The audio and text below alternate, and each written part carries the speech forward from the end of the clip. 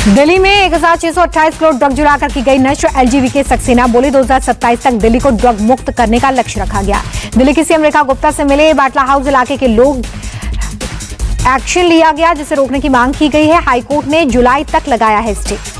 दिल्ली स्वास्थ्य घोटाले मामले में एसीबी का बड़ा एक्शन। पूर्व मंत्री सौरभ भारद्वाज और सत्येंद्र जैन के खिलाफ एफआईआर दर्ज। बीजेपी नेता विजेंद्र गुप्ता की शिकायत की जांच के बाद एसीबी की कार्रवाई। धोखाधड़ी और साजिश की धाराओं में केस हुआ दर्ज।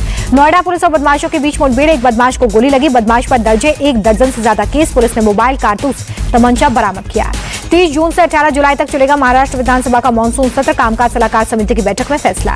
भाषा विवाद पर गृह मंत्री अमित शाह का बयान। कहा, हिंदी किसी भी भारतीय भाषा की दुश्मन नहीं, सभी भाषाओं के मित्र। अमित शाह बोले, किसी भी विदेशी भाषा का विरोध नहीं, लेकिन अपनी भाषा का महिमा मंडन होना चाहिए। गुलामी की मानसिकता से मुक्त होना होगा। महाराष्ट्र में हिंदी भाषा को लेकर गरमाई सियासत। उद्धव ठाकरे ने 7 जुलाई को प्रदर्शन का ऐलान किया। हिंदी को तीसरी भाषा के तौर पर ऑप्शन दिए जाने का विरोध। उद्धव ठाकरे बोले, हम हिंदी के खिलाफ नहीं, लेकिन महाराष्ट्र पर हिंदी थोपी नहीं जा सकती। 3 भाषा की नीति की क्या जरूरत। महाराष्ट्र सरकार पर भड़के राज ठाकरे। कहा, हिंदी लाकर मराठी भाषा को खत्म करने की साजिश हो रही है, इसे बर्दाश्त नहीं करेंगे। चुनाव आयोग पर भड़की ममता बनर्जी। कहा कि बीजेपी के साथ मिलकर चुनाव करता है चुनाव आयोग।